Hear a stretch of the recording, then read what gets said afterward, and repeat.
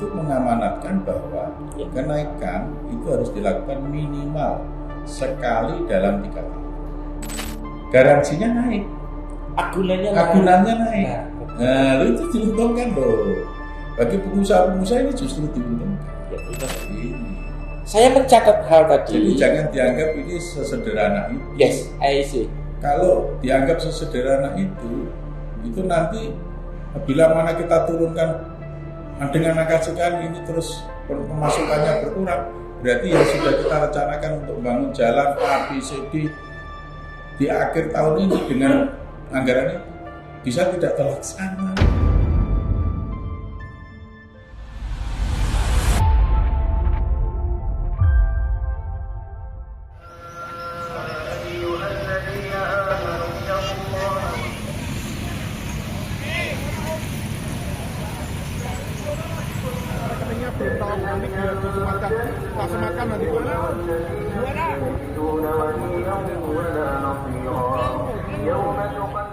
Oke, terima kasih. Assalamualaikum, selamat malam. Saya Ibnu Taufik Juarianto. Ini darurat. Saya ketemu dengan Pak Bupati Pati, Pak Sudewo, yang viral ya, Pak.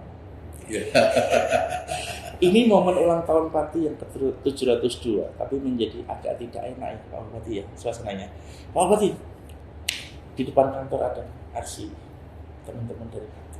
Ini ceritanya gimana sih Pak sebenarnya? Ya, dia menuntut supaya kenaikan pajak sebesar 250% itu diturunkan. Dia akan menyampaikan aspirasinya, suaranya itu pada tanggal 13 Agustus. Tapi dalam persiapannya dia itu melakukan penggalangan dana. Penggalangan dana tidak salah dan tidak pernah saya halangi. Demo pun juga tidak saya halangi. Betul.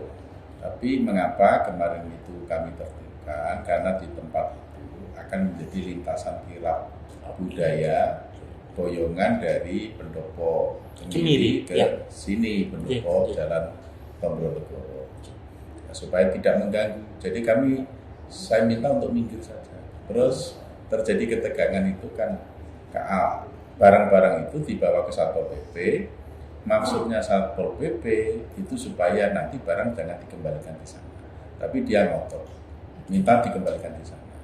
Demi menjaga keamanan situasi yang kondusif, maka Satpol PP saya minta mengalah, kembalikan saja barang.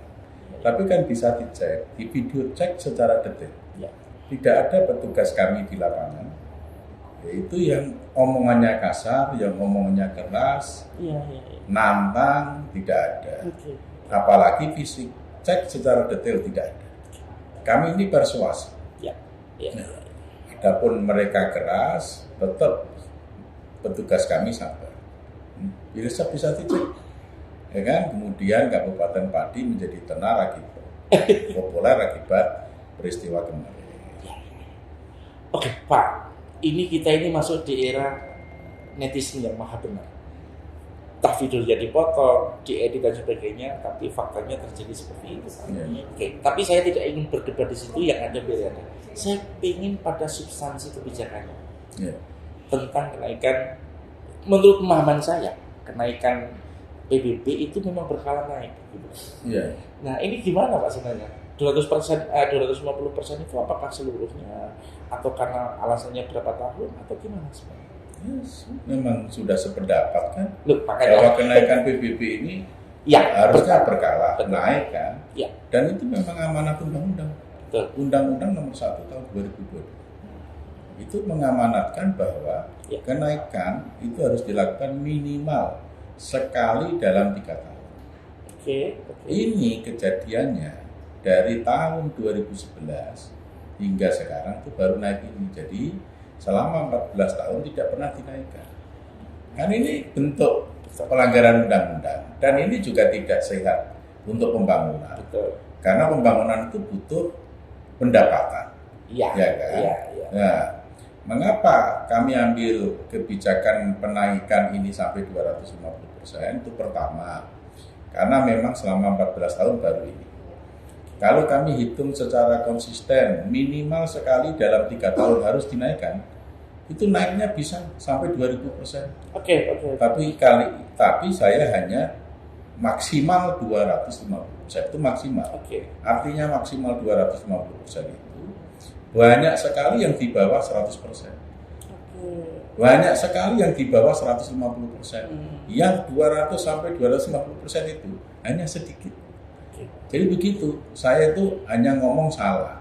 250% itu bukan semuanya loh. Oke. Hanya maksimal, Ya. hanya maksimal loh. Jadi satu itu, yang kedua ini hasil proses musyawarah. Saya sebelum mengambil kebijakan ini, memutuskan ini itu musyawarah dengan para kepala desa.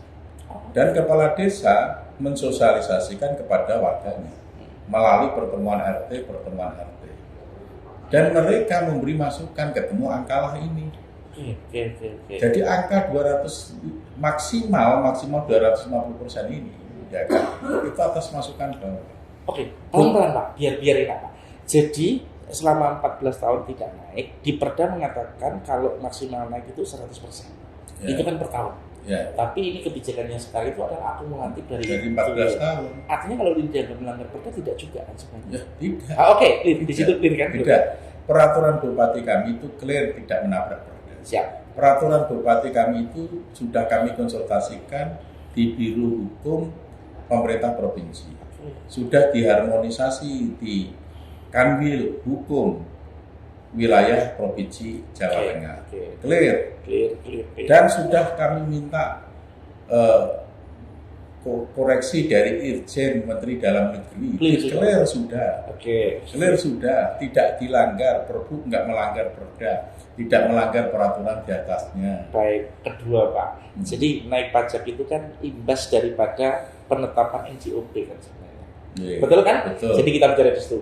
Jadi tadi saya sempat ngintip omongannya Pak Bupati di Gemiri tadi. Jadi ada NJOP yang tanah harganya hanya 30.000 atau 50.000, yang itu jelas di bawah harga pasar kan? Jauh. Dan ini adalah menyesuaikan itu untuk penyesuaian dengan pajak juga Pak. Iya. Gitu.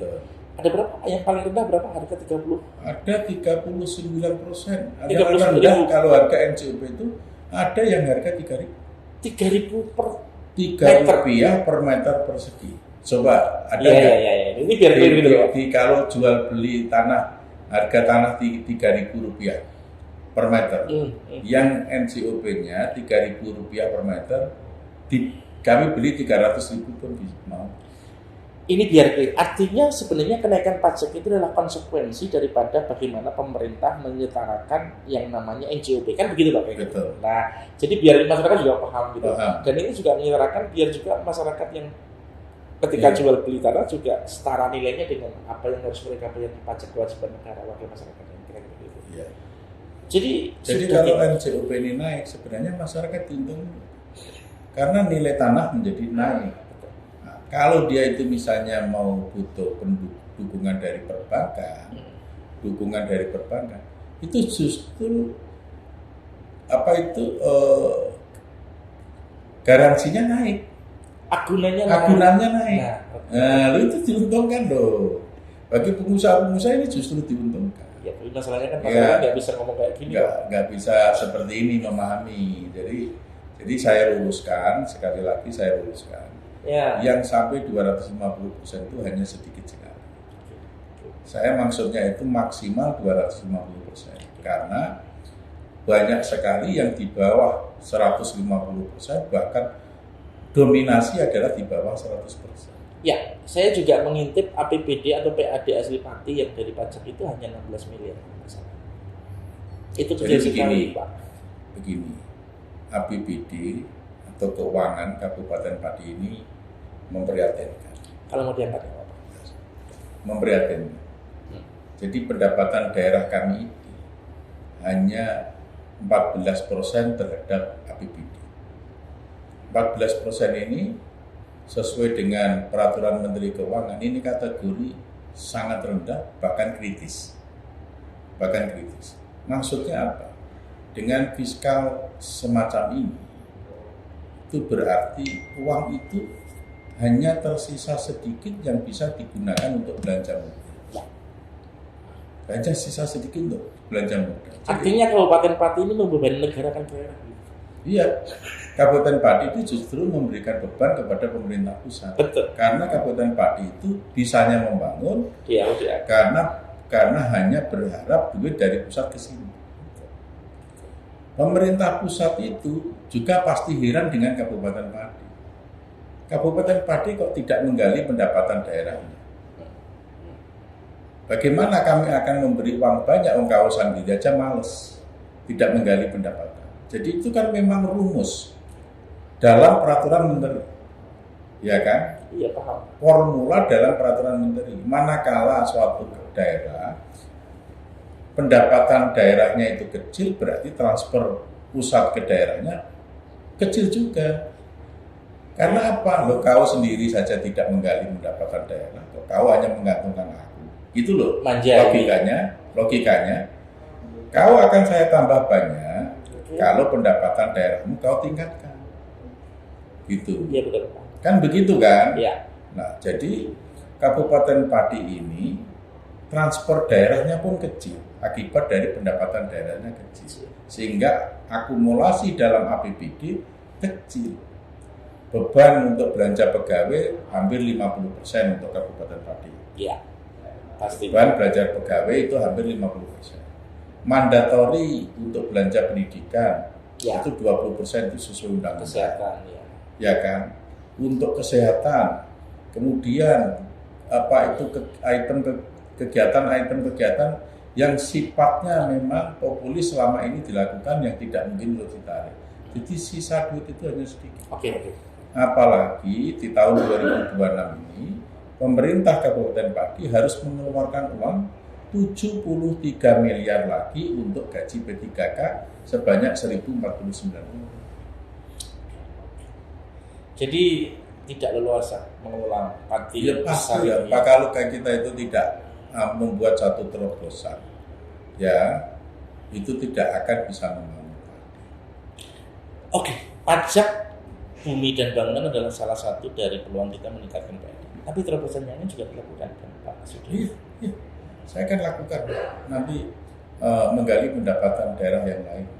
Tapi mohon maaf, tidak perlu disampaikan di sini. Yes, oke. Ya kan?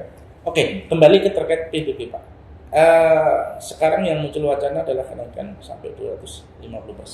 Tentu ke sini juga menarik ketika apakah Pak Sudewo juga menyiapkan skala relaksasi barangkali bagi teman-teman atau orang-orang khusus yang tidak mampu. Iya. Ada sebenarnya. Sudah saya sosialisasikan. Sudah saya sosialisasikan. Bagi keluarga yang tidak mampu, apalagi itu miskin ekstrim, gratis, tidak bayar pajak. Sudah disampaikan? Sudah disampaikan. Jangankan sudah disampaikan, itu sudah dipraktekkan, itu memang nggak bayar. Ya, orang-orang tertentu yang miskin barangkali, kemudian rumah dalam status heritage, kemudian barangkali veteran juga berjuang. Ada semua skemanya Pak? Semua dalam aturan itu. Tapi saya tidak bisa menyebut satu ya. takutnya saya salah. Tapi ada ya relaksasi itu. Relaksasi. Sebenarnya alasan untuk keberatan itu sebenarnya nggak ada pas-pas sama. Saya juga nggak tahu. Kalau itu keberatannya yang 250% harus diturunkan. Kalau memang itu tuntutan diturunkan, saya turunkan. Oke. Tapi yang menyentuh 250%. Kalau yang sudah di bawah 200 di bawah ini ya enggak. Karena kami ini beban untuk membangun. Perlu diketahui ya. Anggaran perubahan tahun 2025 yang sudah disahkan bersama menjadi sebuah perda. Ya. Ya kan? Antara bupati dengan DPRD itu duit dari sini. Dan anggaran perubahan itu adalah untuk bangun jalan. Sebentar, ini mesti clear. Jadi di APBDP 2025 yang sudah ketok, ya kan? Ada peluang tambahan anggaran untuk membangun. Diketok itu sebenarnya dari peluang dari ini. Artinya kalau dibatalkan APBDP-nya juga minus. Iya. Itu jadi divisi. Jadi jangan kau bayangkan bahwa mengedok anggaran sekian puluh miliar atau sekian ratus miliar itu duit sudah stok. Ini berpotensi. Loh, memang kan manajemen belanja pendapatan dan belanja itu kan seperti ini. Proyeksi. Juga termasuk pemerintah pusat. Pemerintah pusat itu menganggarkan APBN sekian ribu triliun. itu memang potensi pendapatan yang akan didapat itu adalah dengan angka segitu. Bukan berarti duit sudah tersedia dari awal. Iya, paham. Ya kan, termasuk ini. Ada peluang pendapatan dari ini. Peluang pendapatan dari kemudian ini. kita terapkan untuk bangun jalan kayak apa, fasilitas umum, itu dari ini harapan. Dari ini. Saya mencatat hal tadi. Jadi jangan dianggap ini sesederhana itu. Yes, I see. Kalau dianggap sesederhana itu nanti bila mana kita turunkan dengan angka sekian ini terus pemasukannya berkurang, berarti yang sudah kita rencanakan untuk bangun jalan A, B, C, D di akhir tahun ini dengan anggaran itu bisa tidak terlaksana. Iya. Ya kan? Karena proyeksi. Lah memang begitu. Oke, saya mencatat hal penting tadi Pak.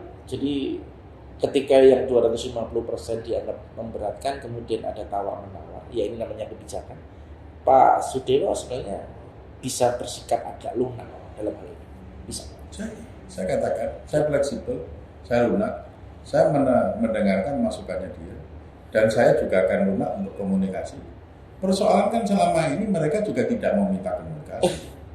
Dan saya itu menawarkan komunikasi pasti dengan organisasi-organisasi tertentu. Kalau yang sifatnya individu itu bagaimana? Saya komunikasikan tidak harus saya langsung. Iya. Kan bisa melalui staf saya.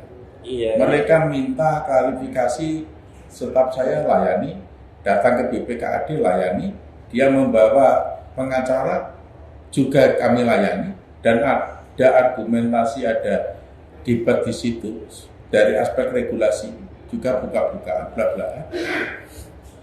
Jadi apa masalahnya? Nggak apa masalahnya. Iya sebenarnya clear Pak ya, tidak ada soal, komunikasi ada, relaksasi ada, toleransi bagi yang tidak mampu juga ada. Ya. So Dan gini aja, ukurannya sederhana, pembayarannya sudah lancar. berjalan. Pembayarannya lancar sudah 50%. Gimana? Coba, ada masalah? Yang ditutup tak? Oke, saya pikir clear dan saya lega hari ini bertemu Pak Bupati dan ternyata tidak sulit. Saya WA langsung dibalas meskipun kita belum pernah ketemu ya Pak. Kemudian saya mencuri waktu di sela-sela kesibukan yang luar biasa ini dan saya ketemu ngobrol, dan ketika ngobrol sebenarnya pertanyaan ujungnya terakhir adalah lalu masalahnya apa? Kan begitu Pak kira-kira. Tanya sama rumput yang bergoyang. Iya. Tanya mereka. Oke, saya pikir mohon izin Pak, ini moga-moga materi ini bisa menjadi pencerahan bagi masyarakat Pati, Jawa Tengah utamanya, melalui Tribun Jateng. Kami mencoba Pak mengurai ini pada faktanya. Kami tidak di posisi pemerintah, tidak di posisi itu juga. Tapi bagi kami media Pak, fakta adalah yang paling kuat. Maka kami akan tunjukkan fakta ini. Masalahnya apa? Gitu kan? Ya. Ada lagi yang mengusulkan Pak kira-kira? Saya kira itu cukup. Saya hanya minta kepada seluruh elemen masyarakat Kabupaten Pati menahan diri, menjaga situasi aman dan kondusif. Karena kalau tidak menjaga situasi aman dan kondusif, itu yang di luar sana berpersepsi Kabupaten Pati ini ngeri, mencekam. Ini kan mengganggu iklim investasi. Yang dirugikan nanti rakyat. Tolonglah bersabar diri, kita bersama-sama membangun Kabupaten Pati. Terima kasih Dirgahayu Pati yang ke-702. Kalau malam ini malam yang harusnya sakral menjadi agak tidak enak. Semoga ini menjadi pelajaran kita semua. Saya bersama Pak Bupati Pati, Pak Sudewo. Terima kasih Ibnu Taufik Juwaryanto, redaksi Tribun Jateng. Dirgahayu Pati Pak, selamat. Terima kasih. Terima kasih. Selamat. Siap. Download Tribun X sekarang. Menghadirkan lokal menjadi Indonesia.